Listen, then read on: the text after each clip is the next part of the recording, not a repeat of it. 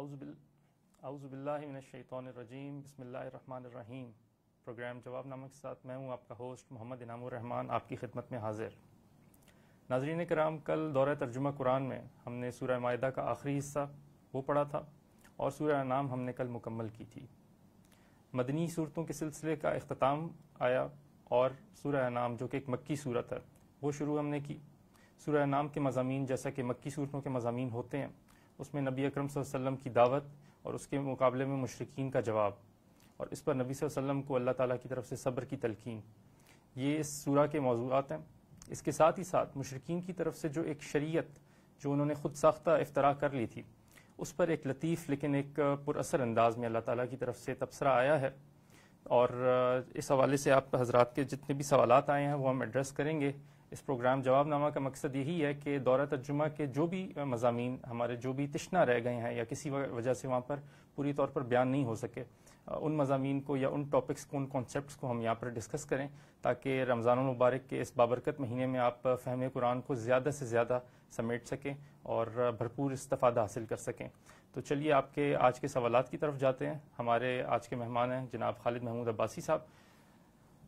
خالد صاحب، سوال یہ ہے کہ مشرکین مکہ بار بار آپ صلی اللہ علیہ وسلم سے یہ مطالبہ کر رہے تھے، تقاضا کر رہے تھے کہ ہمیں کوئی نہ کوئی آیت دکھائی جائے یا کوئی معجزہ دکھایا جائے، کوئی غیر معمولی شے ہمارے سامنے ہو، اور آپ صلی اللہ علیہ وسلم، اللہ تعالیٰ آپ صلی اللہ علیہ وسلم کو بار بار یہ فرما رہا تھا کہ آپ ان کی باتوں پہ دھرے نہیں، یہ ماننے والے نہیں ہیں۔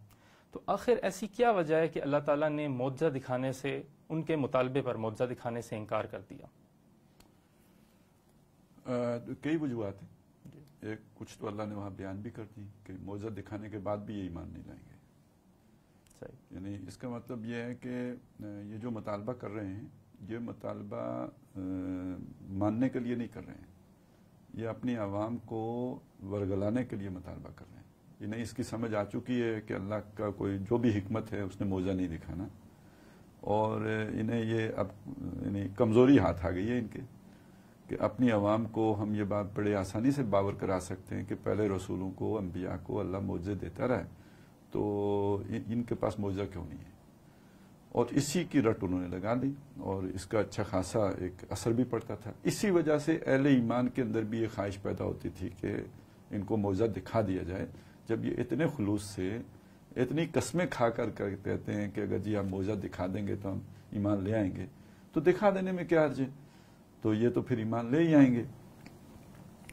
تو یہ دباؤ بھی تھا نبی صلی اللہ علیہ وسلم پر۔ قرآن مجید میں جو بھی یہ سورہ انعام میں ہمیں نظر آتا ہے کہ اللہ تعالیٰ یعنی نبی صلی اللہ علیہ وسلم کو مخاطب کر کے تو کہہ رہے ہیں کہ جی نہیں دکھانا، اصلاً حضور کو مخاطب کر کے یہ کہنا اہل ایمان کو تھا، جن کے دل میں اس طرح کی خواہش انگڑائی لے رہی ہوتی تھی کہ معجزہ دکھا دینا چاہیے۔ تو پہلی بات تو یہ ہے کہ یہ ایک پروپیگنڈا تھا ان کا، یعنی لوگوں کو اپنے ساتھ جوڑ کر رکھنے کا ایک طریقہ تھا، جو حکمران کی ساحری ہوتی ہے، یہ ایک وہی چیز تھی۔ اب اللہ کا فیصلہ کیوں تھا کہ وہ نہیں دکھانا چاہتا؟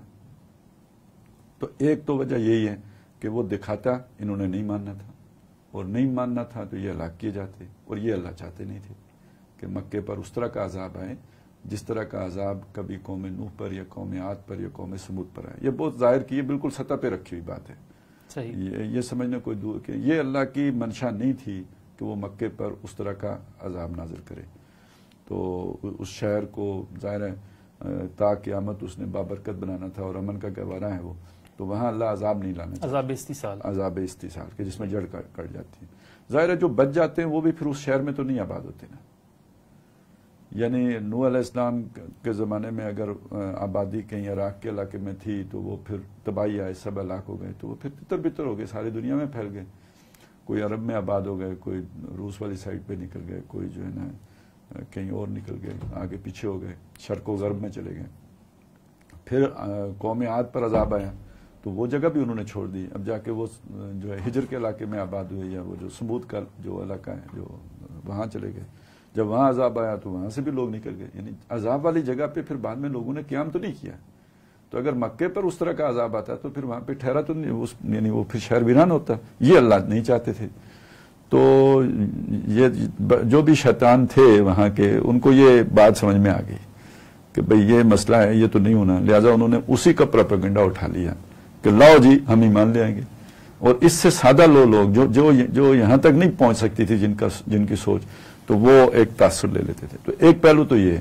دوسرا پہلو یہ ہے کہ چونکہ نبی صلی اللہ علیہ وسلم اب ان پہ آ کے نبوت ختم ہو رہی ہے، اب کسی نبی نے نہیں آنا ہے اور رسالت کی تکمیل ہو رہی ہے اور یہ پیغام چلنا ہے قیامت تک کے لیے اور حجت ہمیشہ قائم ہونی ہے لوگوں کے اوپر بعد میں بھی. تو اگر وہ دلیل کی بجائے معجزات سے حجت قائم کی جائے گی تو پھر آپ بعد میں بھی معجزے کیسے لائیں گے؟ آج اگر کوئی مانگے معجزہ لے کے آؤ تو آج کون لے کے آئے گا؟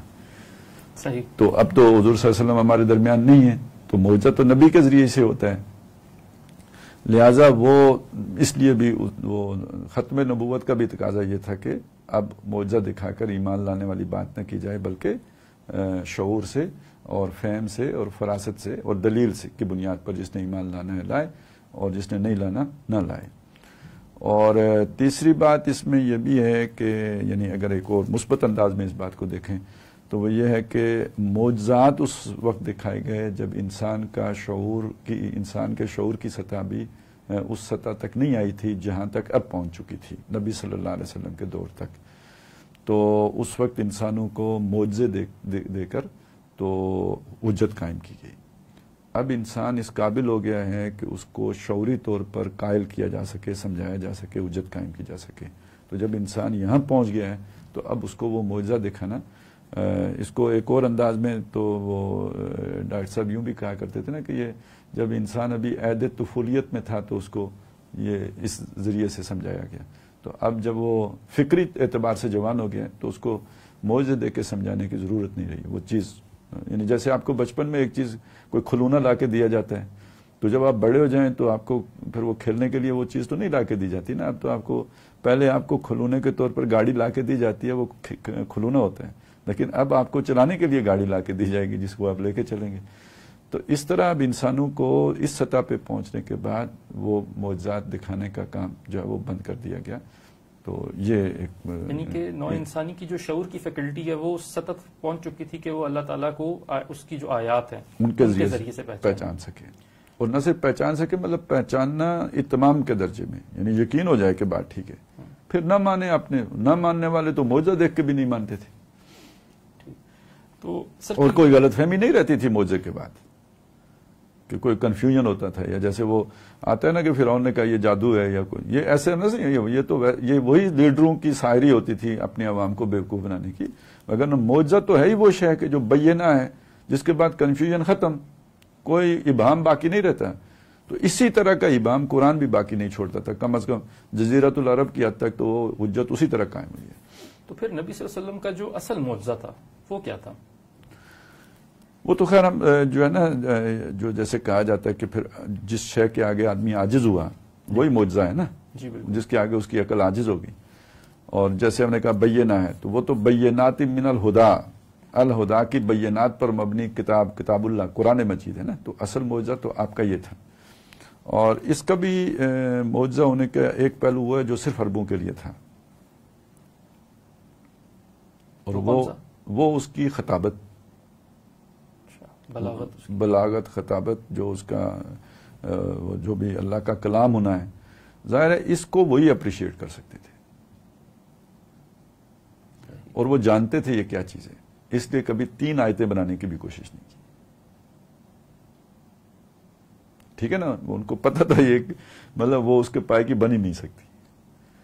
تو جبکہ آج کے دور میں آپ دیکھتے ہیں بعض لوگ کوششیں کر رہے ہیں، جیسے وہ ابھی بھی کچھ میسج چلتے رہتے ہیں جی یہودیوں نے ایسا قرآن بنا دیا ہے، اور وہ کچھ چیزیں ہیں میں نے دیکھی بھی ہیں، کوششیں ہوتی ہیں. کیوں ہوتی ہیں کہ ہمیں تو مطلب آج کوئی آدمی ایسا ہے ہی نہیں کہ جو اس جو کسی کی بنائی ہوئی جاڑ جنکاڑ ہے اس کا اور اس قرآن کا فرق کر سکے. تو وہ ایک خاص دور تھا جس میں قرآن مجید کی جو بھی ایک انداز، اسلوب، خطابت، جو بھی اس کا جو پرشکو انداز تھا، تو وہ اس کو وہی عرب اپریشیٹ کر سکتے تھے، وہ سبع معلقہ والے. تو وہ یعنی کہ وہ اپنے لٹریچر کی انتہا پر تھا اس وقت کی، جو بھی ان کا جو تھا اس کی انتہا پر تھا. اور آج اگر وہ معجزہ ہے تو اپنے دلائل کی بنیاد پر ہے. اب یعنی وہ بھی جو اس کا پہلو تھا نا، وہ کلام کی خوبصورتی کا یا بلاغت کا یا وہ، تو وہ بھی ان کے لیے تھا، وہ ہو چکا. اب آج کے لیے تو اس کے جو دلائل ہیں بینات من الہدا، جو اس کا پہلو ہے وہی معجزہ ہے.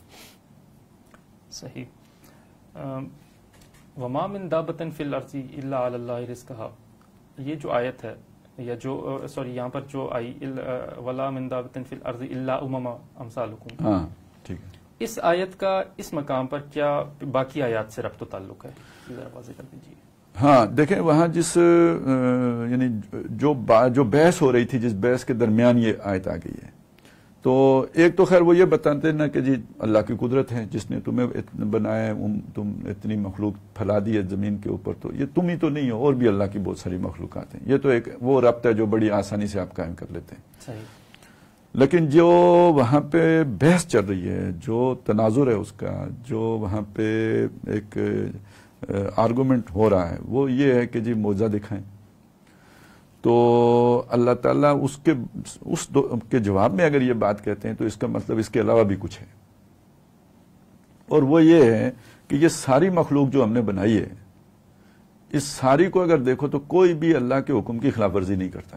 اللہ نے اس کے لیے جو فطرت بنائی ہے نا، وہ اپنی فطرت کے اوپر ہے، اسی کے مطابق چل رہا ہے، اور جس کو جو کام سونپا ہے وہ کر رہا ہے. گائے، بیل، بھینس، چرند پرند، ہر شے کو دیکھو، چیونٹی، جو کام اسے دیا گیا اسے دائیں بائیں نہیں ہوتا. اجرام سماویہ کو دیکھو، جو رستہ ان کا مقرر کر دیا ہے وہ دائیں بائیں کہیں نہیں ہٹتے، آگے پیچھے نہیں ہوتے، آرام نہیں فرماتے، بالکل اسی پہ چل رہے ہیں جو اللہ نے ان کے لیے طے کر دیا. جو پروگرامنگ ہوئی گئی ہے اس سے دائیں بائیں نہیں ہوتے. تو اگر یہ ساری مخلوق اللہ اس طرح کی بنا سکتا ہے تو وہ تمہیں بھی ایسا ہی بنا دیتا کہ فرشتوں کی طرح نیکی رہتے. اور اس نے تمہیں ایسا نہیں بنایا، اس نے تمہیں چوائس دی ہے کہ اما شاکرا و اما کفورا. تو اب ان کو زبردستی کیوں مسلمان بنانے کی باتیں کرتے ہو، مطالبے کرتے ہو کہ ان کو کوئی ایسا معجزہ دکھا دو کہ عاجز ہو کے اس کے آگے گردن جھکا دیں اور یہ اس رستے پہ چل پڑیں. یہ اگر اللہ نے کرنا ہوتا تو پروگرامنگ ہی ایسی کر دیتا، پھر نبی رسول بھیجنے کی ضرورت ہی نہیں ہوتی. آخر فرشتے کوئی اللہ کے حکم کی نافرمانی تو نہیں کر سکتے نا، وہ یفعلون ما یؤمرون. تو انسان بھی تو ایسا ہی بنا سکتا تھا. تو یہ انسان کے معاملے میں اس کی یہ حکمت نہیں ہے کہ یہ اس طرح اندھا بہرا ہو کے چل رہا ہو. اس کو اللہ نے شعور دیا ہے، ادراک دیا ہے، سوچ دی ہے، سمجھ دی ہے، اور اختیار دیا ہے اما شاکرن و اما کفورا. تو اب اس اللہ کے بڑے منصوبے کو دیکھتے ہوئے یہ اپنی خواہشات کو اعصاب میں رکھو کہ آپ کا کام ان کو سمجھانا ہے، ان تک اللہ کا پیغام پہنچانا ہے. جب پہنچ جائے اس کے بعد یہ مانتے ہیں نہیں مانتے، یہ ان کا اور اللہ کا مسئلہ ہے، یہ آپ کا مسئلہ نہیں ہے. یہی وہ شے ہے جسے قرآن مجید کہتا ہے نبی آپ کو ہم نے دروغہ بنا کے نہیں بھیجا ہے، آپ کو ان کے اوپر حفیظ بنا کے نہیں بھیجا ہے. کہیں کہتے ہیں کہ جی آپ لوگوں کو زبردستی وہ کریں گے.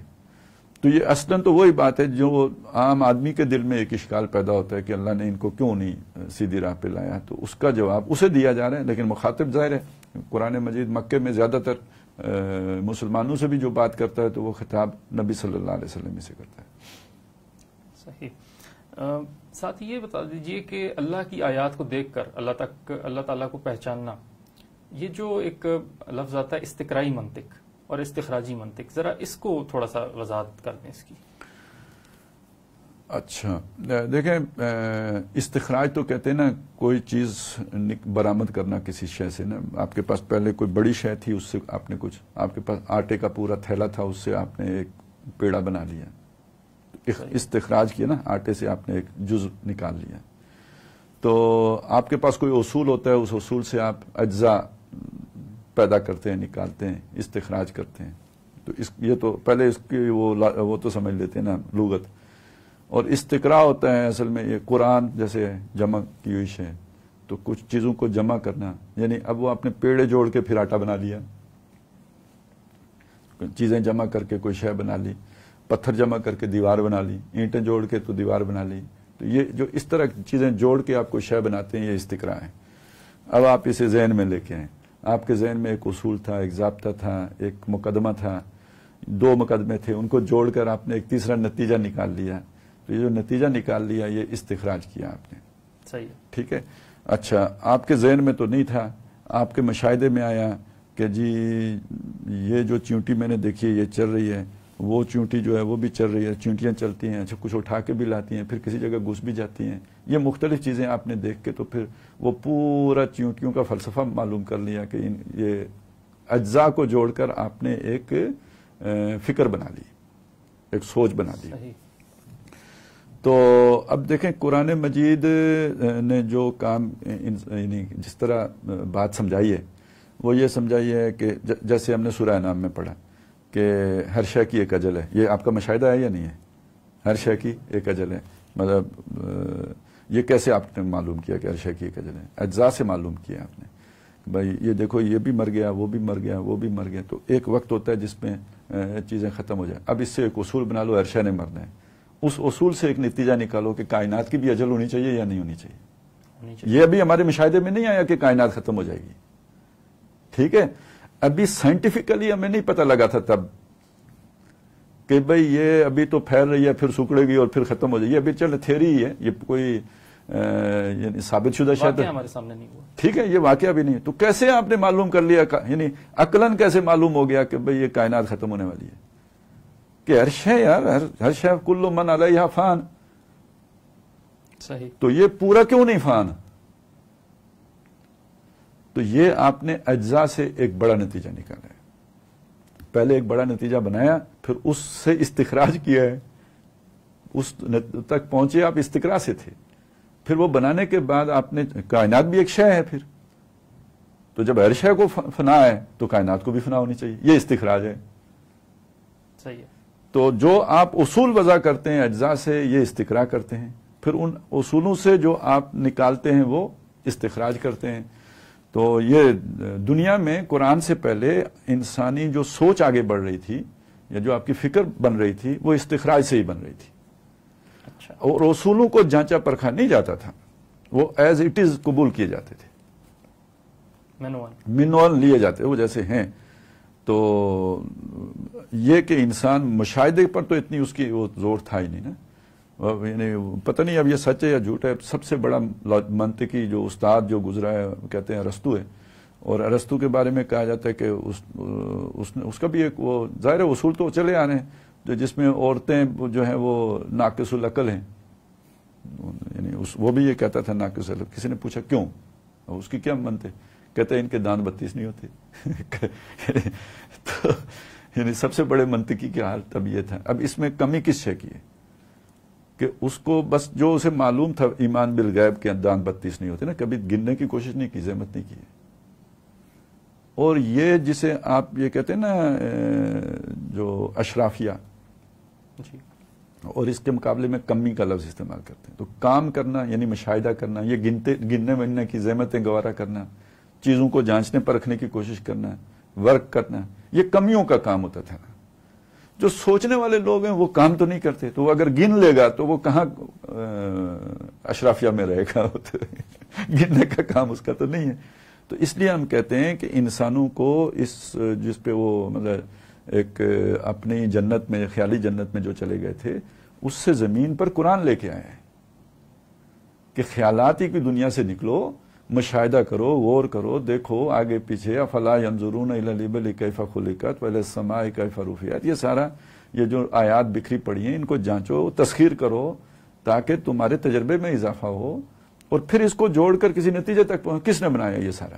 یعنی کہ قرآن مجید کا منشا یہ ہے کہ انسان جو مختلف اجزاء یا ڈاٹس کو کنیکٹ کرے آپس میں، جی، اور پھر کائنات کی سب سے بڑی حقیقت، اور یہ ڈاٹ تلاش بھی کرے، صحیح، ٹھیک ہے نا، اجزاء بھی تلاش کرے، مشاہدہ کرے اپنے یہ جو ان السمع والبصر، یہ جو سماعت بصارت یہ چیزیں انہیں استعمال کرنے کے لیے دی ہیں، یہ تو نہیں کہ آپ جوں کا توں مان لو اصولوں کو، ان اصولوں کا بھی تجزیہ کرو، ٹھیک ہے کہ نہیں ہے۔ تو اس سے پھر یہ ہوا ہے نا کہ آپ کی فکر کو ایک نئی جو ہے نا جہت ملی ہے، یعنی ایک انقلابی شے ہے۔ اس لیے کہا جاتا ہے کہ یہ جو سائنس جو ابھی دنیا میں یہاں تک پہنچی ہے تو اس کا بیج قرآن نے رکھا تھا،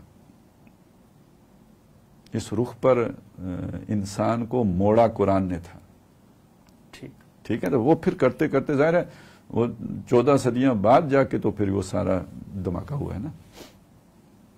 صحیح. ہمارے ایک ویور ہیں، ان کی طرف سے ہم سوال لے لیتے ہیں. وقاص بن شمشاد صاحب پوچھتے ہیں، اگر ہدایت اور گمراہی خدا کی طرف سے ہیں، پہلے سے طے شدہ ہیں، تو پھر جزا اور سزا کیسی؟ جبکہ پہلے فرمایا کہ خدا کے دین میں جبر نہیں، اپنی پسند سے دین کی طرف جو راغب ہوگا خدا اسے پسند کرتے ہیں. تو اچھا خیر دیکھیں، بات یہ ہے کہ اب دو سطحیں علیحدہ ہو گئیں. ایک یہ کہ ہم مانتے ہیں کہ جزا سزا ہے. ایمان بالغیب کا تقاضا یہ ہے کہ ہم مانیں جزا و سزا ہے. اگر میرا اللہ پر ایمان ہے، آخرت پر، قرآن پر ایمان ہے، تو قرآن کہتا ہے جہنم بھی ہے اور جنت بھی ہے، اس نے کہہ دیا. تو پھر ہمیں پازیٹیولی سوچنا پڑے گا کہ اگر جبر ہی ہے، ہدایت اور گمراہی اللہ کی طرف سے ہے، تو پھر جزا و سزا کیوں ہے؟ یہ سوچنے کا انداز ہو رہے ہیں. اگر ہم یہ مطلب ہمارا یہی سوال کرنے کے پیچھے یہ سوچ ہے کہ یہ سارا ڈکوسلا ہے جو قرآن مجید میں بیان ہوا ہے، تو پھر ہمارا نقطہ نظر کوئی اور ہے. تو مجھے نہیں معلوم، سوال کے ظاہر سے کچھ نہیں پتہ لگے گا کہ پیچھے کیا ہے. میں نے کلیئر اس لیے کیا کہ اگر فرض کریں ان کے ذہن میں کوئی ایسا وہ نہیں ہے، اشکال اور چیز ہوتی ہے، شرارت اور چیز ہوتی ہے. تو اگر شرارت نہیں ہے ذہن میں تو پھر بات سمجھ میں آ جائے گی. لیکن چونکہ اشکال سامنے آ گیا ہے تو ہمیں جو بھی اس کا جواب سمجھ میں آتا ہے تو وہ تو ہم اپنی استعداد کے مطابق دینے کی کوشش کرتے ہیں. کہ دیکھیں، بات یہ ہے کہ اللہ تعالیٰ کی جو شخصیت ہے، جو اللہ کی ذات ہے، جو اس کے کام ہیں، ظاہر ہے وہ اتنا سادی عام فہم شخصیت نہیں ہے. یہاں انسانوں کے معاملات ایسے ہوتے ہیں کہ اس میں بھی بڑی پیچیدگیاں ہوتی ہیں. ان کی بھی شخصیت کے بڑے طے بطے اور طے در طے، اور جتنی بڑی شخصیت ہوتی ہے اتنی ہی اس کی طے در طے پیچ ہوتے ہیں. تو اللہ تعالیٰ تو بہرحال اس کی تو معرفت بہت مشکل کام ہے. جو ہمیں بتایا گیا ہے وہ اللہ تعالیٰ کے یوں سمجھ لیں کہ دو سطحیں ہیں اللہ کی اس دنیا کے ساتھ جو انگیجمنٹ ہے. ایک جسے ہم کہتے ہیں عالم تشریع، ایک ہے جسے ہم کہتے ہیں عالم تکوین. ایک عالم خلق، ایک عالم امر. اس کے اصول ہی مختلف ہیں. دیکھیں، عالم امر میں ٹائم سپیس کچھ بھی نہیں ہے. عالم امر میں اللہ کہتا ہے کن فیکون، ہو جاتا ہے. وہی اللہ جو کہتا ہے جب میں کوئی شے کہتا ہوں کر دو ہو جائے، وہ ہو جاتی ہے. وہی اللہ جو کہتا ہے کہ میں نے آسمان اور زمین 6 دنوں میں بنائے ہیں. ٹھیک ہے. تو اب اس کا یہ دو علیحدہ لیولز ہیں. عالم کن میں کوئی وقت نہیں لگا اور عالم امر میں کوئی وقت نہیں لگا، کن سے ہو گیا ہے. اور عالم خلق میں 6 دن لگے. اور 6 دن کا مطلب یہ 24 گھنٹے والے دن نہیں، یہ کائنات کے دن ہیں. یہ خرب سالوں پر مشتمل ہے. ایک ایک دن سٹیجز بھی ہو سکتی ہیں، وہی مطلب ہے. ٹھیک ہے. تو کتنا بڑا فرق ہو گیا. صحیح. تو اعتراض تو یہاں بھی بنتا ہے کہ یار یہ کن کے ساتھ کیوں نہیں ہو گیا، اتنے دن کیوں لگے. تو یہ اصل میں دو علیحدہ علیحدہ لیولز ہیں. اس کو اگر ہم اس چیز سے سمجھیں کہ جو واقعہ معراج ہے، ٹھیک ہے، تو ایک طرف اتنا یہاں سے اتنا لمبا سفر کرنا، اس کو کتنا ٹائم چاہیے. لائٹ سپیڈ سے بھی جائیں تو کتنا ٹائم چاہیے. پوری کائنات سے گویا آپ باہر گئے نا. ٹھیک ہے. سدرۃ المنتہا جا کے اینڈ ہو گیا نا کائنات کا. تو کائنات کتنی ہے؟ خرب نوری سال سے ابھی تک کائنات کا اینڈ نہیں معلوم ہوا. بالکل. تو کتنا لمبا فاصلہ ہے اگر ہمارا ایمان ہے کہ گئے ہیں جیسے کہ ہمارا ہے. ٹھیک ہے. تو دوسری طرف واپس آئے تو کنڈی ہل رہی تھی. یہ امر اور خلق کا فرق ذہن میں مطلب یہ ایک ایسی مثال ہے کہ اگر جسے آپ سامنے رکھیں تو کم از کم وہ کانسیپٹ تو سامنے آ جاتا ہے نا کہ کچھ ہے. اب آ جائیں اس چیز کی طرف کہ عالم تشریع عالم اسباب ہے. یہاں کوئی بھی کام ہوگا تو کسی کاز کے بغیر نہیں ہوگا، کسی علت کے بغیر نہیں ہوگا، کسی سبب کے بغیر نہیں ہوگا. کاز اینڈ افیکٹ کی دنیا ہے. کاز اینڈ افیکٹ کی دنیا ہے. صحیح ہے. ٹھیک ہے. اور جو وہ عالم امر ہے وہاں پر کوئی علت کی چکر نہیں ہے وہاں، بلکہ بہت بڑا فرق یہ ہے کہ عالم امر میں جبر محض ہے. وہاں کسی کی مرضی نہیں ہے، وہ صرف اللہ کی چلتی ہے. اور یہاں پہ عالم اسباب ہے, یہاں پہ انسانوں کی مرضی بھی ہے, جنوں کی بھی ہے, ٹھیک ہے, وہ ظاہر ہے وہ اسباب ہیں جس کی بنیاد پر ہوتے ہیں. تو جب اللہ تعالیٰ یہ کہتے ہیں کہ یہ ہدایت اور گمراہی میرے اختیار میں ہے, تو وہ عالم امر کی بات ہوتی ہے. میں جسے چاہتا ہوں اسے دیتا ہوں, جسے نہیں چاہتا نہیں دیتا. یہ عالم امر کی بات ہے. اس سطح پہ اللہ یہ بھی کہتا ہے وما تشاؤون الا ان یشاء, تم چاہ بھی نہیں سکتے جب تک اللہ نہ چاہے. اس سطح پہ آگے شیطان بھی اللہ ہی کے تابع ہے. جب آپ آ جائیں گے عالم خلق کی سطح پہ, یہاں آپ کا اختیار ہے اما شاکرن و اما کفورا. اس سطح پر آ کر آپ کے پاس جو ہے وہ ہدایت قبول کرنے یا ہدایت کو رد کرنے کا اختیار آ گیا. یہاں اللہ جبر نہیں کرتا, یہاں پر اختیار انسان, یہاں اختیار اس عالم خلق میں جہاں چیزیں اسباب کے تحت آگے بڑھتی ہیں, یہاں انسان کو اختیار دیا گیا. تو ان دونوں کو علیحدہ علیحدہ کر کے دیکھیں گے تو بات سمجھ میں آئے گی, نہیں تو پھر آپ کو یہی کنٹراڈکشن محسوس ہوگی. تو اب جب یہ کہا کہ جی جزا و سزا ہے تو وہ اس اختیار کی بنیاد پر ہے جو انسان کو ملا ہے, جو انسان کو ملا. تو اب دیکھیں کتنا یہ ذرا تھوڑا مشکل ہو گیا نا جو جس اپروچ سے ہم گئے, اس کی نسبت کتنی آسان اپروچ ہے. اگر ہمارا ایمان ہے کہ جزا و سزا ہے تو یار اختیار ہوگا تو تب ہے نا, اس کے بغیر تو نہیں ہو سکتی. جب اختیار یہ نہیں ہوتا تو پھر نہ ہوتی.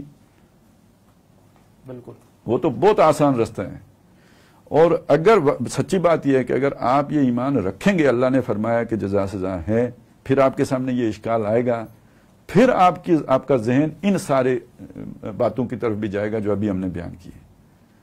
وگرنہ پہلے ہی مرحلے پر آپ یہیں سے یو ٹرن لیں گے کہ یار یہ تو ایویں باتیں ہیں. صحیح. تو اس لیے بہرحال یہ دو چیزیں اپنی جگہ پہ علیحدہ علیحدہ رکھ کے دیکھیں گے, عالم امر اور عالم خلق, عالم تکوین اور عالم تشریع, تو بات سمجھنے میں مشکل پیش نہیں آئے گی, بلکہ بہت ساری اور باتیں بھی سمجھ میں آ جائیں گی. عالم اس تکوین کی سطح پہ فرعون بھی اللہ کے تابع ہی ہے.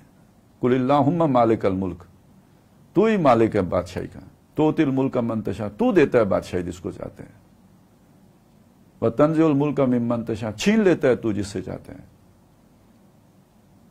تو فرعون کو کس نے بادشاہی دی تھی؟ اللہ نے. اور اس سطح پہ جا کے یہ جو کچھ شیطان کر رہا ہے یہ کس کے حکم سے کر رہا ہے؟ یہ بھی اللہ کی مرضی. اور اللہ نہ چاہے تو کر سکتے ہیں؟ نہیں. وہ سطح ہے. لیکن جب آپ تشریع کی سطح پر آئیں گے تو اس سطح پر آ کے تو بات بالکل دوسری ہو جائے گی. یہاں پہ آ کے شیطان اپنے اس جرم کی وجہ, اللہ کا حکم نہ ماننے کی وجہ سے یہ یہاں تک پہنچا ہے. اب پھر بھی ایک سوال رہ جائے گا کہ جب تکوین کی سطح پر اللہ کے ہاتھ میں خیر ہی خیر ہے تو یہاں یہ شر کیوں ہے؟ اس کو اس کی سطح پہ بھی تو جا کے دیکھنا پڑے گا. تو وہ یہ ہے کہ دیکھیں یہ بھی اللہ کی وہ تکوینی حکمت ہے کہ اہل ایمان, یعنی یہ یوں سمجھ لیں کہ جیسے ہوتا ہے نا کہ آپ نے ایک اکیڈمی میں بچوں کو لایا ہے, ان کو ایک ٹریننگ دینی ہے, مختلف سطح کے امتحان لینے ہیں, اور آپ نے اگر 500 بچے جمع کیے ہیں ٹیلنٹ ہنٹ پروگرام کے تحت پورے پاکستان سے, ان میں سے 11 سلیکٹ کر کے ٹیم میں بھیجنے ہیں, تو کتنی چھلنیاں لگائیں گے آپ ان 11 کی سلیکشن کے لیے؟ اب آپ سمجھ لیں کہ اللہ کا کوئی گریٹر پلان ہے جو ابھی ہمارے علم میں نہیں ہے, جس کو ابھی ہم صرف جنت کے عنوان سے جانتے ہیں, اور جنت ہماری سمجھ میں جتنی آ سکتی تھی ہمیں اتنی ہی بتائی گئی ہے, حوریں ہوں گی تو یہ ہوگا تو ہوگا, یہ ہماری جنت فی الحال اتنا ہی تصور ہے. ٹھیک ہے, لیکن یہ کہ کچھ اشارے کیے گئے, اذا رأیت ثم رأیت نعیما, چلے وہ نعمتیں تو ہو گئیں, وہ اگلی بات وہ ملکن کبیرہ,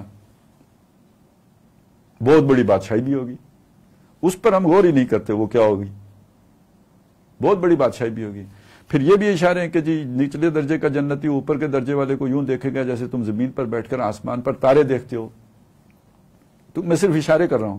تو اگر کوئی بہت بڑا اگلا منصوبہ ہے اللہ کا, بھی جب آدم کو اس جنت آزمائشی جنت میں رکھا ہوگا تو یہ سارا منصوبہ آدم کو معلوم ہوگا کہ یہ میرے بچوں نے کہاں تک جانا ہے. تو اسی طرح کا کوئی اگلا منصوبہ ہو, اس کے لیے ایک چھانٹی پروگرام ہے سلیکشن کا کہ کون لوگ اگلے مرحلے کے لیے سروائیو کرتے ہیں, فٹسٹ ثابت ہوتے ہیں, کہ جن کی بقا ہو, بقائے اسلحہ, ٹھیک ہے, وہ سروائیول آف دا فٹسٹ. ٹھیک ہے, اس کے لیے ایک امتحان میں اللہ تعالیٰ نے یہاں ڈالا. اگر مقابلے میں یہ شر کی طاقتیں نہ ہوں تو آپ کی چھانٹی کیسے ہوگی؟ اور ساتھ ہی انسان کو اتھارٹی دے کے اسے رسپانسبلٹی بھی. مطلب ابھی وہ جو اس کی صلاحیتوں کو نکھرنے کا موقع ملے گا وہ مخالفانہ طاقتوں کے نتیجے میں ملے گا نا. تو اس سطح پہ جا کے اب شیطان کا وجود بے مقصد اور شر محض نہیں رہے گا. کہیں نہ کہیں وہ بھی فٹ آ رہا ہے. میں آ رہا ہے نا کہ اسی کی وجہ سے تو آپ کو یہ سارا کچھ سیکھنے کا موقع مل رہا ہے. نہیں تو آدم آج بھی سادہ ہی ہوتا. جیسے جنت میں سادہ تھا کہ اسے دشمنی کا بھی کانسیپٹ نہیں معلوم تھا کہ کیا ہوتی ہے. یہ سبق کس نے پڑھایا ہے؟ اس کا ذریعہ شیطان بن رہا ہے. آج بھی ہماری جتنی بھی چالاکیاں ہیں، سمجھداریاں ہیں، جو بھی ہمیں، یہ تو اگر شیطانی طاقتیں نہ ہوتی تو کیسے آتی ہیں ہمیں؟ انسان بنیادی طور پہ تو شریف النفس ہے. تو الٹے تصور تو اس کے ذہن میں آ ہی نہیں سکتے تھے جب تک کہ ان کا مشاہدہ اور ان کی سچوٹ نہ اس نے کھائی ہوتی. پھر یہ کہ یہ سب کو معلوم ہے کہ آپ کے اعصاب کی مضبوطی، آپ کی شخصیت کی پختگی جب تک مشکل حالات آپ کے سامنے نہیں آتے ظاہر نہیں ہوتی. تو مقابل یہ فورسز نہ ہوتی تو یہ ساری آپ کی تربیت کیسے ہوتی؟ تو خاک میں مل اور آگ میں جل، جب خشت بنے تب کام چلے. ان خام دلوں کے عنصر پر بنیاد نہ رکھ، تعمیر نہ کر. تو وہ اگلے پروجیکٹ کے لیے وہ جو سروائیول آف دا فٹس کا، تو اس میں کوئی سٹرگل ہوگی تو تب نا فار ایگزسٹنس. تو اس میں پھر فٹ آ گیا. شیطان کا بھی جاب جو ہے وہ اب اس لیول پہ آ کے گریٹر پلان میں ایک مثبت رول آپ کے سامنے نظر آ جائے گا. صحیح. ہمارے ایک پارٹیسپینٹ کا سوال ہے، کل ان کا سوال. اور اس کا یہ میرا مطلب نہیں ہے کہ شیطان کے لیے اس عالم تشریح میں بھی کوئی خیر لکھا ہوا ہے اور جنت میں چلا جائے گا جیسے بعض لوگ یہ مطلب نہ لے لیں. وہ جو لوگ اس میں انفٹ ثابت ہوئے وہ دوزخ ہے بس. ان کی وہ اصل میں ان کو ڈسپوز آف کرنے کی جگہ ہے. اگلے مرحلے کے لیے فٹ نہیں ہے تو بس اب جائیں. ٹھیک. کل ایک سوال رہ گیا تھا سید زرار عارف صاحب کا.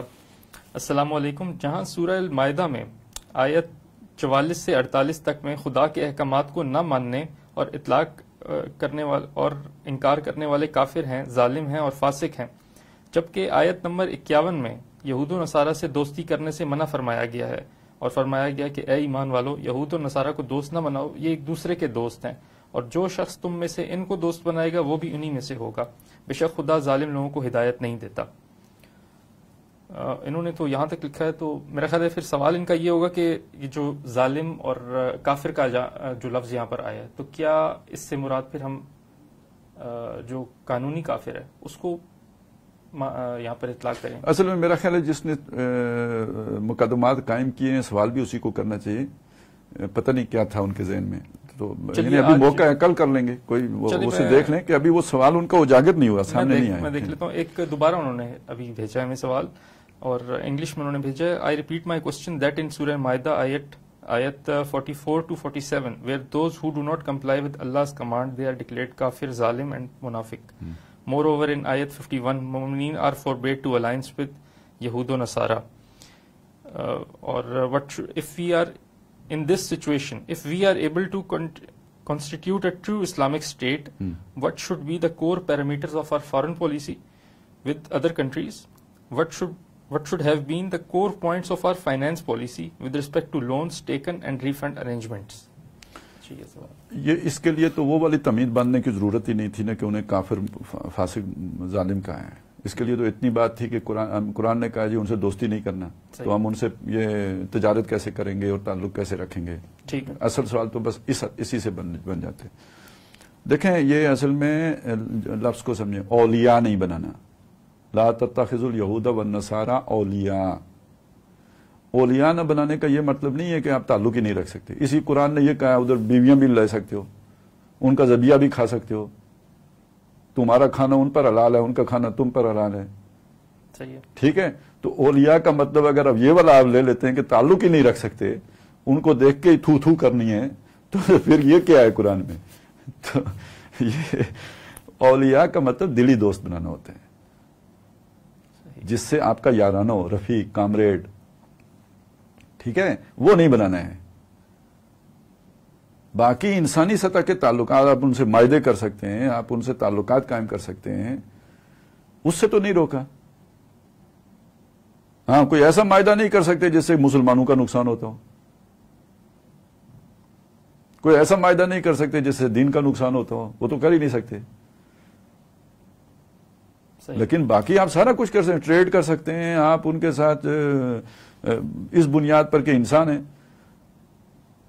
قرآن نے باقی لوگوں سے تعلق رکھنے کی جو بنیاد دی ہے کہ یا ایھا الناس انا خلقناکم من ذکر و انثی، بنایا ہم نے، سب اللہ کے بنی ہوئی مخلوق ہے، اور الخلق و عیال اللہ، اللہ کا کنبہ ہے۔ یہ ایک بنیاد یہ ہو گئی۔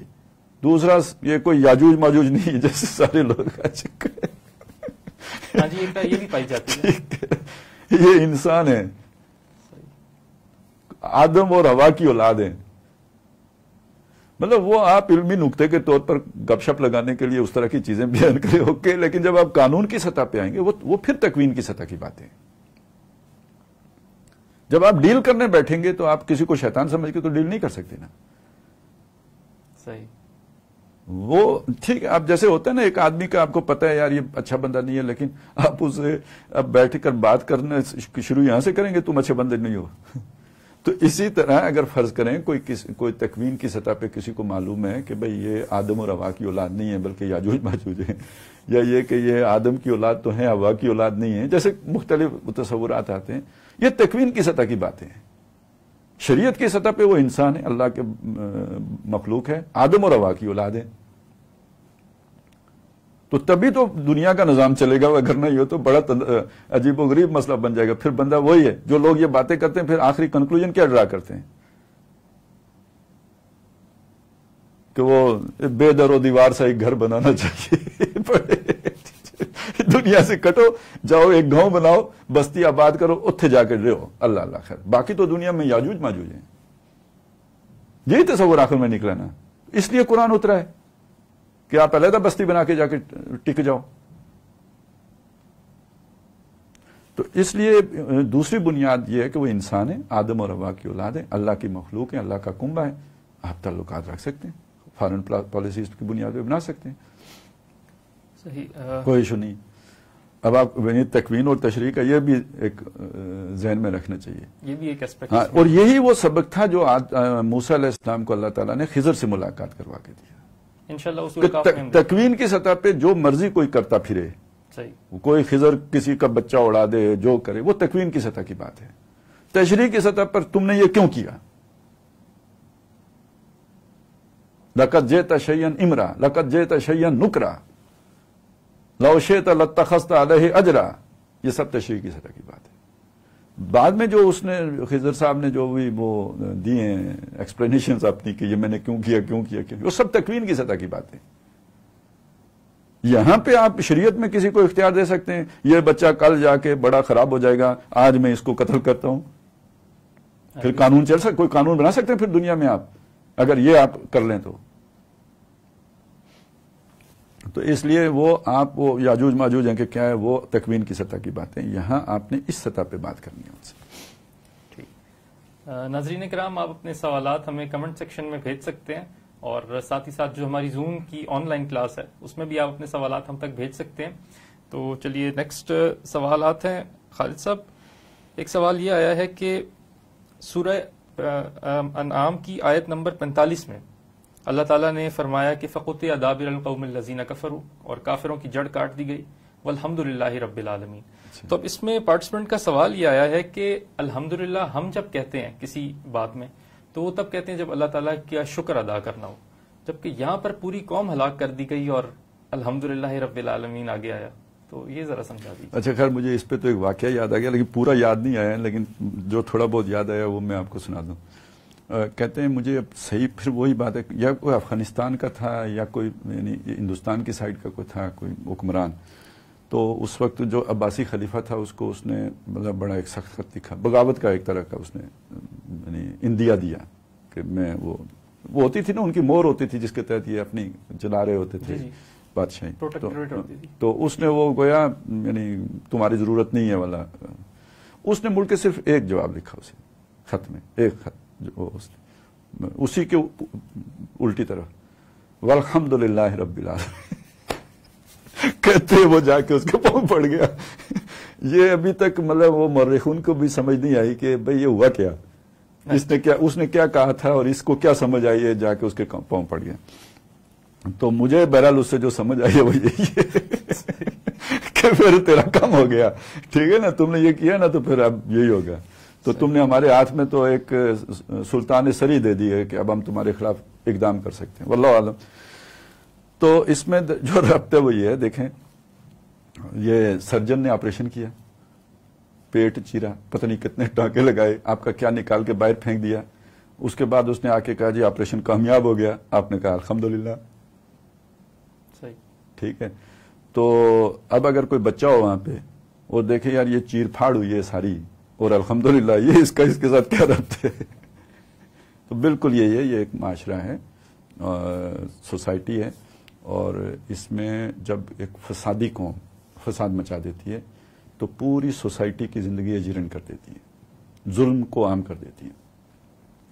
پھر اللہ تعالیٰ کا فضل ظاہر ہوتا ہے کہ ایسے لوگوں کو اللہ ختم کر دیتا ہے. اور جب اللہ ختم کر دیتا ہے تو یہ اللہ کا بہت بڑا انعام احسان ہوتا ہے باقی لوگوں کے اوپر کہ ان ظالموں سے اللہ نے انہیں نجات دے دی. والحمدللہ رب العالمین. یہ جیسے نا طالوت و جالوت کا قصہ ہم نے پڑھا تھا اس میں سورہ بقرہ میں، تو اس کو کنکلوڈ کیا وقتل داؤد و جالوت کے بعد داؤد نے جب جالوت کو قتل کر دیا. وَلَوْلَا دَفْعُ اللَّهِ النَّاسَ بَعْضَهُم بِبَعْضٍ، اگر اللہ بعض لوگوں کے ذریعے سے بعض کو دفع نہ کر دے لَفَسَدَتِ الْأَرْضُ، زمین میں بگاڑ پیدا ہو جائے. وَلَٰكِنَّ اللَّهَ ذُو فَضْلٍ عَلَى الْعَالَمِينَ، لیکن اللہ تعالیٰ جہان والوں کے لیے بڑے فضل والا ہے. مطلب کیا؟ فسادیوں کو ختم کرتا رہتا ہے. تو اگر ہم مسلمان ہیں اور مسلمانوں کا کچھ درد کچھ دکھ بھی ہے ہمیں، تو جو اس وقت دنیا میں ہو رہا ہے، تو جو اقوام یہ ظلم کر رہی ہیں وہ کل اگر مسلمان ہو جائیں تو الحمدللہ، اور اگر وہ مسلمان ہونا ان کی قسمت میں نہیں لکھا تو وہ کل اگر غرق ہو جائیں، برباد ہو جائیں، تباہ ہو جائیں اور اس ظلم سے مسلمانوں کو نجات مل جائے، وہ الحمدللہ ہے یا نہیں؟ بالکل یہی بات کہی ہے. لیکن یہ انداز مجھے پسند آیا. مطلب دیکھیں جب آپ کے سامنے اس طرح کا سوال اٹھے گا تو تب آپ پر کچھ حقائق منکشف ہوں گے نا. جب آپ اتنا ادب اپنے اوپر طاری کر لیں گے کہ یہ سوال میں نے سوچا تو شیطان نے مجھے اغوا کر لیا، تو پھر قرآن آپ پر کھل تو کبھی بھی نہیں سکتا. تو قرآن سے اس نظر رکھیں کہ یہ ٹھیک ہے، سوال اٹھائیں، اٹھاتے ہوئے یہ سمجھیں کہ میں نے سمجھنا ہے، یہ نہیں کہ یہ نہ سمجھیں کہ کوئی غلط لکھا ہوا ہے. اپنی کانسیپٹ کی کلیئرٹی، اپنی کانسیپٹ کی کلیئر سوال اٹھائیں، گستاخی بے ادبی سے نہیں. یعنی ہماری گستاخی بے ادبی نہیں ہوتی، قرآن کی میں بات کر رہا ہوں کہ یہ سوچ کر نہیں کہ بھئی اللہ نے کہیں غلط لکھ دیا ہے، بھول تو نہیں گیا ہے، کوئی جبریل نے گڑبڑ تو نہیں کر دی، یا بعد میں کسی نے آگے پیچھے، یہ اس طرح کا خیال نہیں آنا چاہیے. یہ پھر شک ہے، یہ وہ چیز ہے جو شیطان نے پیدا کی ہے. ہاں اس تجسس میں کہ بھئی یہ مجھے سمجھ نہیں آ رہی ہے، میں نے سمجھنا ہے اس کو، ان دونوں کا آپس میں ربط کیا ہے، سوال اٹھائیں، پوچھیں، لوگوں سے پوچھیں. اور اگر کوئی ایسا ہے کہ جو آپ مطلب اس پر آپ کو ڈانٹ ڈپٹ بھی کرتے ہیں، گوارا کریں، لیکن سوال کا پیچھا نہ چھوڑیں، تب آپ کے علم میں اضافہ ہوگا. اور ویسے آپ دل میں رکھیں گے، جستجو کریں گے، اللہ سے بھی مانگیں گے، کھول دیتا ہے اللہ. تھوڑا وقت لگتا ہے، کھل جاتا ہے. اور کچھ پیچ و تاب میں زندگی بسر ہوگی نا، کیا ہے وہ، اسی کشمکش میں گزری میری زندگی کی راتیں، تو وہ کچھ وہ کشمکش اس میں گرفتار ہوں گے تو سمجھ آ جائے گی. صحیح. شارٹلی بس یہ بتا دیجئے گا کہ یہ بدی اور خلق، یہ اللہ تعالیٰ نے اپنے حوالے سے الفاظ استعمال کیے ہیں، تو ابداع اور تخلیق ان دونوں میں کیا فرق ہے؟ یا ایک یعنی جیسے کہا خلق السماوات والارض، اور کہیں کہا بدیع السماوات والارض. جی تو اس میں بس وہ یہ ہے کہ خلق تو ہوتا ہے نا کسی شے سے کسی شے. اچھا یہ ویسے جب اس طرح الفاظ ہوتے ہیں نا ایک دوسرے کے مترادف بھی استعمال ہو جاتے ہیں.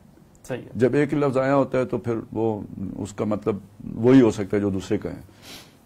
لیکن یہ بہرحال کچھ نہ کچھ تھوڑا بہت لغوی اعتبار سے فرق بھی ہوتے ہیں، اور بعض جگہ وہ اپنے اسی لغوی معنی میں ہی آ رہے ہوتے ہیں. تو وہ جو فرق ہے وہ یہ ہے کہ خلق ہوتی ہے کسی شے سے کسی شے کا بنانا، اور بدی ہوتا ہے ابداع جسے ہم کہتے ہیں، بغیر کسی شے کے کسی شے کو وجود دینا. تو کوئی مادہ نہیں تھا، بغیر مادے کے اللہ نے یہ ساری کائنات بنا دی. یہ بدیع السماوات والارض ہے. تو جب اس نے ایک مادہ بنا لیا، اس مادے سے جب اس نے اگلے مرحلے میں یہ خلق کا کام کیا تو یہ تخلیق ہے. ٹھیک ہے. اچھا، اب اگر دوسرے اعتبار سے دیکھیں نا تو اس کا عالم امر اور عالم تکوین والا فرق ہے، وہ تکوین اور تشریح والا فرق ہے کہ جب اس نے کن فیکون سے بنایا وہ بدی ہے، صحیح، تو جب اس نے فی ستۃ ایام بنایا تو وہ تخلیق ہے۔ ایک ڈاکٹر صاحب کا ایک مضمون بھی ہے نا، ایجاد و ابداع عالم سے لے کر عالمی نظام، تو اس میں یہی ابداع کا لفظ ہے، ابداع کا لفظ ہے، ہاں، کیونکہ وہ کریشن فرام ایکس نیہلو ہے نا، بغیر کسی مادے سے کسی شے کو بنانا ہے۔ صحیح۔ آیت نمبر 123 سورہ الانعام میں اللہ تعالیٰ نے فرمایا کہ جب ہم کسی بستی کو ہلاک کرنا چاہتے ہیں تو اس کے جو بڑے ہیں اس کو مجرم بنا دیتے ہیں، اور یا پھر اس کے مجرموں کو بڑا بنا دیتے ہیں۔ تو اس میں اب سوال یہ ہے کہ یہ جو معاشرے میں برائی کے اثرات ہیں، کیا یہ نچلے طبقات سے اوپر تک منتقل ہوتے ہیں یا اوپر سے نیچے ٹرکل ڈاؤن کرتے ہیں؟ اچھا، دیکھیں پہلے تو یہ دو طرفہ معاملہ ہے، یہ سمجھ لیتے ہیں، لیکن میں چاہتا ہوں یہ ذرا پہلے اس آپ کے سوال ہی کو ذرا اچھی طرح ایک ہمارے سامعین کی سمجھ میں بھی آ جائے۔ جیسے ہم کہتے ہیں جب ہم کسی کو ہلاک کرتے ہیں انسان کو تو اس کو بیمار کرتے ہیں یا اسے کسی حادثے سے دو چار، پھر ہی مرے گا نا، کھڑا کھڑا تو یوں ہی نہیں، کچھ تو ہوگا نا، ہارٹ فیل ہوگا، کچھ ہوگا، پھر مرے گا۔ اسی طرح معاشرہ مرے گا تو اس کی بھی کچھ علامات ہیں، وہ علامات ظاہر ہوئے بغیر نہیں مرے گا۔ تو وہ علامت، ایک بڑی علامت یہ بتائیے کہ چنے ہوئے بدماش ان کے بڑے لیڈر بن جاتے ہیں۔ ویسے اس کے 3 معنی ہو سکتے ہیں، اکابر مجرمی، ہاں، تو اس کو اگر وہ مرکب اضافی کے طور پر کریں تو وہ جو ہاں بستی ہے، بستی کے مجرموں کے بڑے، یعنی ساری بستی مجرم ہے، ان بستیوں میں ان میں سے جو بڑے تھے وہ بن گئے اس کے، یعنی جو ان کے لیڈر ہیں، بستی والے مجرم اور مجرموں کے لیڈر، ایک معنی یوں ہو جائے گا۔ اکابر مجرمی ہے کہ جو اس کے اکابر تھے، یعنی بڑے لوگ، سردار جو تھے، ان کو مجرم بنا دیا۔ یہ بات وہاں فٹ ہو جائے گی جہاں پہ اکابر پہلے سے طے شدہ، یعنی بڑے قبیلے ہیں تو ان کے جو سردار ہیں، تو سردار کا بیٹا سردار ہے۔ وہ جو میراثی نے اپنے پتر سے کہا تھا کہ تو کبھی نمبردار سارا پنڈ بھی مر جائے تو نہیں ہو سکتا، تو جو وہ تو بڑے ہو ہی نہیں سکتے، تو جو بڑے ہیں انہی کو اللہ مجرم کر دیتا ہے۔ ایک معنی اس کا یہ ہو گیا، اور ایک معنی یہ ہے کہ جو اس بستی کے مجرم ہیں، جہاں جمہوری نظام ہوگا، سرداری نظام ہوگا تو وہ والا معنی ہوگا، جہاں جمہوری نظام ہوگا تو وہاں پھر یہ معنی ہو جائے گا کہ جو اس بستی کے مجرم تھے ان کو بڑا بنا دیا۔ تو بہرحال نتیجہ یہ نکلا کہ جب آپ یہ دیکھو کہ آپ کے حکمران، آپ کے سردار، آپ کے بڑے مجرم لوگ ہیں، جھوٹے لوگ ہیں، وعدہ خلاف لوگ ہیں، دغا باز لوگ ہیں، کوئی انسانی قدر کے حامل نہیں ہیں، وہ 2 نمبر لوگ ہیں، نہیں 10 نمبر لوگ، نہیں کوئی نمبر ہی ختم ان پہ، ان کی شخصیت پہ جا کے، اس حد تک شریر لوگ ہیں، پھر سمجھو اس معاشرے میں اب کوئی خیر باقی نہیں رہا۔ اب اس کا رہنا زمین پر ایک بوجھ ہے، والحمدللہ رب العالمین کی طرف بڑھ رہا ہے۔ صحیح، فقطع دابر القوم، یہ اس کا مطلب بنے گا۔ اب آ جاتے ہیں آپ کے سوال کی طرف کہ جناب وہ اپنا اوپر سے نیچے آتے ہیں، اب اگر سوال ہی پوری طرح سمجھ آ گیا تو سمجھ آ گئی یہ دونوں طرف ہوتا ہے ہمیں۔ صحیح، یہ ٹو وے ٹریفک ہے، ٹو وے ٹریفک ہے۔ اور وہ جو آتا ہے نا کہ الناس علی دین ملوکہم، وہ یہ کہ آپ نے کسی معاشرے کا جائزہ لینا ہو، یہ معاشرہ کس رخ پہ جا رہا ہے، تو ان کے بڑوں کو دیکھو، وہ لٹمس ٹیسٹ ہے، وہ لٹمس ٹیسٹ ہے، ٹھیک ہے، بڑوں کو دیکھو تو وہ اس سے پتہ چل جائے گا۔ صحیح، آخری سوال ہمارا ہے اور اس کے بعد ہم پروگرام کو وائنڈ اپ کرتے ہیں۔ عثمان مشتاق صاحب، اور ایک حد تک یہ بات بھی صحیح ہے کہ جو نچلے ہوتے ہیں وہ بڑوں کا ٹرینڈ فالو کرتے ہیں، جو اوپر ہوتے ہیں وہ ٹرینڈ سیٹر بھی ہوتے ہیں۔ صحیح، جو ان میں، اچھا ہمارے اس زمانے میں آ کے ٹرینڈ سیٹر آپ کی جو فلم انڈسٹری ہے،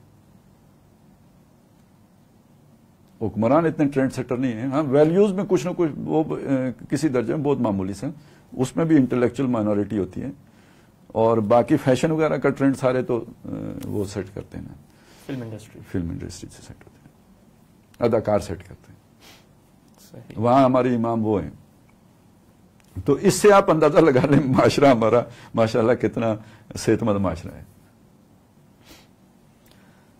لاسٹ کوشچن ہے خالد صاحب، حدیث قدسی اور قرآن مجید کیوں الگ الگ ہیں، اس کی حکمت بیان کرتے ہیں۔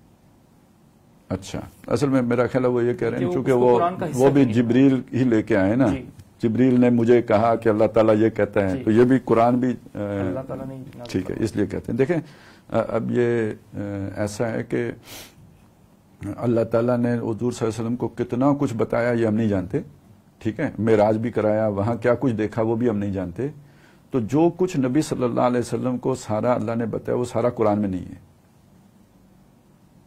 بہت واضح مثال ہے کہ ہم نماز پڑھتے ہیں، اللہ نے قرآن میں یہ حکم دیا نماز پڑھو، لیکن جس ترتیب سے ہم پڑھتے ہیں یہ کوئی ترتیب قرآن مجید میں نہیں آئی ہوئی ہے. بالکل کوئی قیام کی، رکوع کی، سجدے کی کوئی ترتیب نہیں ہے. اور بعض باتیں ہیں جیسے قرآن میں آئی ہیں لیکن یہ کب کرنی ہے اور کہاں کرنی ہے یہ بھی نہیں. سورہ فاتحہ قرآن میں ہے لیکن یہ رکوع میں پڑھنی ہے یا سجدے میں پڑھنی ہے یہ تو قرآن نے نہیں بتایا نا.